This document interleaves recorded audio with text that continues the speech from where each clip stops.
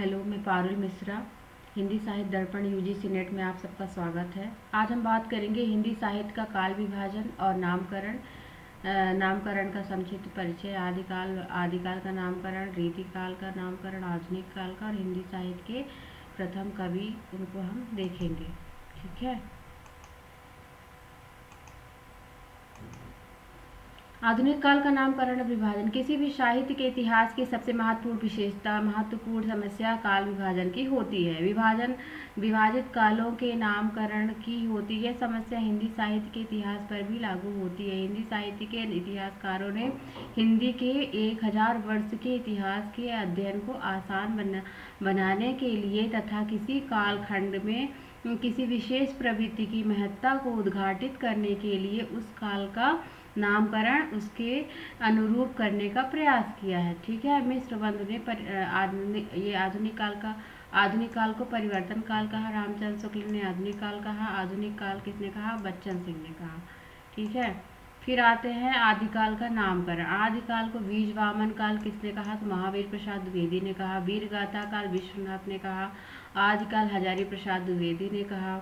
ये क्वेश्चन आता है कि आदिकाल को आदिकाल किसने कहा? तो हजारी प्रसाद द्विवेदी ने। आधार काल सुमन राजे। ठीक है।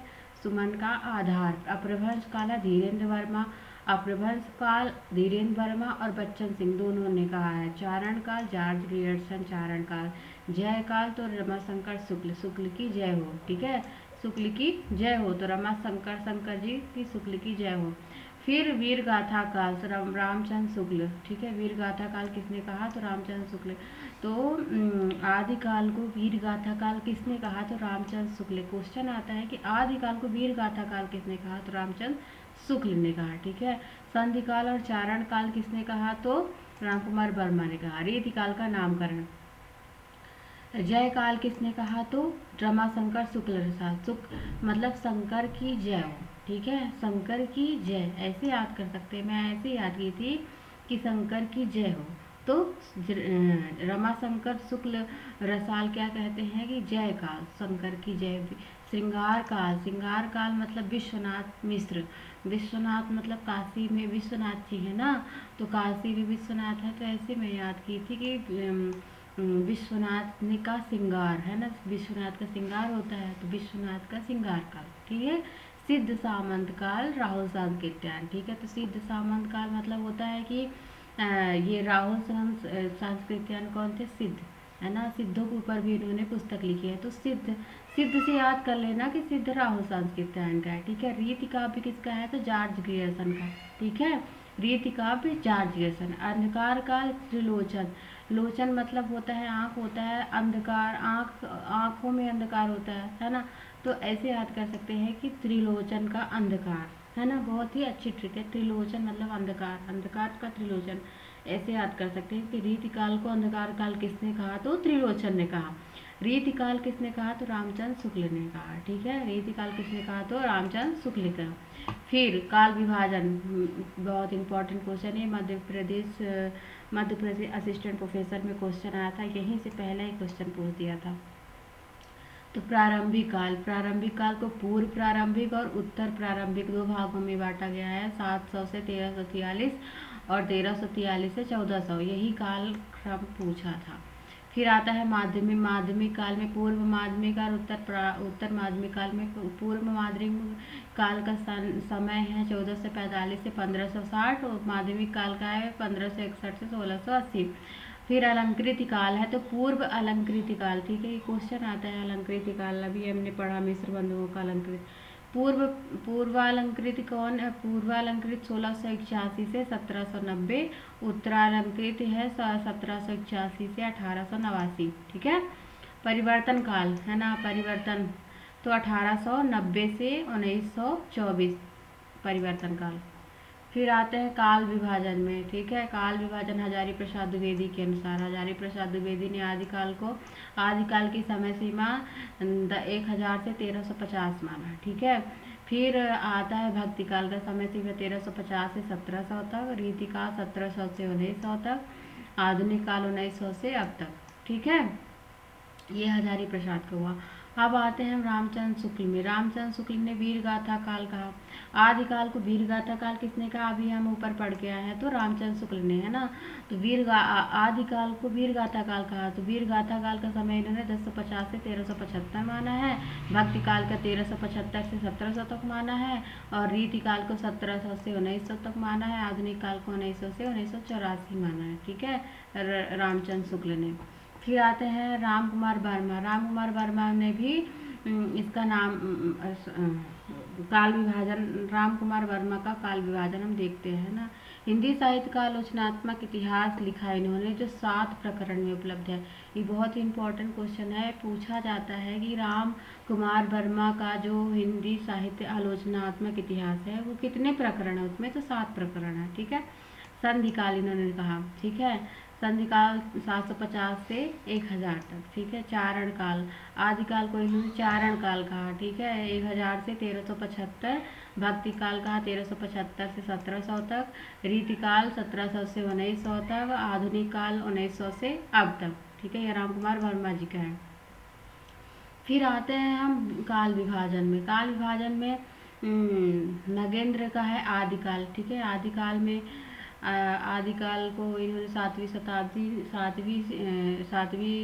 से 14वीं सदी के मध्य तक मानते हैं। भक्ति काल को 14वीं सदी से 17वीं सदी तक मानते हैं। रीति काल 17वीं से 19वीं सदी तक मानते हैं। ठीक है, आधुनिक काल को 19वीं से 19वीं के मध्य तक मानते हैं। 19वीं सदी से अब तक मानते हैं। ठीक है, आधुनिक काल को उन्होंने 4 कालों में विभाजित किया। आधुनिक काल को नगेंद्र ही ऐसे हैं जिन्होंने आधुनिक काल को 4 कालों में विभाजित किया। उसको हम आगे देखते हैं। ये है नगेंद्र, यहाँ पे दिया हुआ है। ठीक है, ये 2 बार आ गया है। ठीक है, कोई बात नहीं। तो आधुनिक काल को नगेंद्र ने विभाजित किया है। तो यहाँ पे क्या किया? पुनर्जागरण काल। आधुनिक काल में पहला जो है वो पुनर्जागरण काल, जिसको हम भारतेंदु युग भी कहते हैं। पुनर्जागरण काल को ही भारतेंदु युग कहा जाता है। ठीक है, इसका समय है 1857 से 1900 तक। जागरण सुधार काल, जिसको हम द्विवेदी युग कहते हैं, है ना। द्विवेदी युग को उनका समय है 1900 से 1918। इसके बाद आता है छायावाद, है ना। छायावाद का समय है 1918 से 1938। ठीक है, फिर आता है छायावाद उत्तर काल। इसमें इसको 2 भागों में बांटा गया है, प्रगतिवाद और प्रयोगवाद, नवलेखन काल। ठीक है, ये आधुनिक काल के अंतर्गत आते हैं सारे। ठीक है, ये क्वेश्चन आता है, ये आधुनिक काल के अंतर्गत ये आता है, ये आता है और ये भी आता है। ठीक है, 4 आते हैं, एक छायावाद आता है। ठीक है, तो ये छायावाद उत्तर 2 भागों में बांटा जाता है, प्रगतिवाद और प्रयोगवाद। इसका समय है 1938 से 1953। फिर आता है नवलेखन काल, 1953 से अब तक है। ठीक है, फिर हम देखते हैं जॉर्ज ग्रियर्सन का काल विभाजन, इन्होंने 11 भागों में इसको बांटा है। ये क्वेश्चन आया था असिस्टेंट प्रोफेसर में कि यहाँ से क्वेश्चन आया था कि जॉर्ज ग्रियर्सन ने अपने काल विभाजन को कितने भागों में बांटा है? तो 11 भागों में बांटा है। और ये क्वेश्चन आया था इधर से, विक्टोरिया का शासनकाल, कंपनी का शासनकाल। ठीक है, तो चारण काल। ठीक है, चारण काल किसने कहा? तो 1700 से 1300 इनका है, जॉर्ज ग्रियर्सन का। फिर दूसरा है 15वीं शताब्दी का पुनर्जागरण काल। ठीक है, फिर है मलिक मोहम्मद जायसी, ब्रज का कृष्ण काव्य, मुगल दरबार, तुलसीदास, रीति काव्य। 8वां है तुलसी के अन्य परिवर्तित। और 9वां है 18वीं शताब्दी। और फिर है कंपनी के शासनकाल में हिंदुस्तान। 11वां है विक्टोरिया के शासनकाल में हिंदुस्तान, 1857 से 1887। ठीक है, फिर आते हैं हिंदी के प्रथम कवि कौन कौन से हैं। ठीक है, हिंदी में प्रथम कवि किसे माना जाता है? ठीक है, तो रामचंद्र शुक्ल ने चंद्रवरदाई को हिंदी का प्रथम कवि माना है। ठीक है, राहुल संस्कृत राय ने सराहपा को माना है। ठीक है, सराहपा को पहला कवि माना है, किसने? राहुल संस्कृत ने। शिव सिंह सेगन ने पुष्य या पुण्य को मानते हैं। नगेंद्र सरापा को मानते हैं। नगेंद्र और राहुल संकीर्तन दोनों सरापा को मानते हैं। बच्चन सिंह मानते हैं विद्यापति को, ठीक है। विद्यापति को पहला कवि कौन मानते हैं, तो बच्चन सिंह, बहुत इंपॉर्टेंट है। गणपति चंद्रगुप्त किसको मानते हैं, तो सालभद्र सूरी को। क्वेश्चन आता है कि सालभद्र सूरी को प्रथम कवि किसने माना, तो गणपति चंद्रगुप्त ने। स्वयंभू को किसने माना है, तो रामकुमार वर्मा ने। ऐसा भी क्वेश्चन आता है कि हिंदी का प्रथम कवि कौन है, तो स्वयंभू सब लगाते हैं।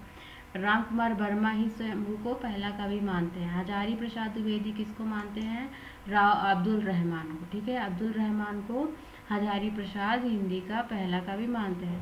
पर सर्वसम्मति से देखा जाए तो कौन है, ये सरापा। हिंदी के प्रथम कवि कौन है, सरापा, ठीक है। Thank you.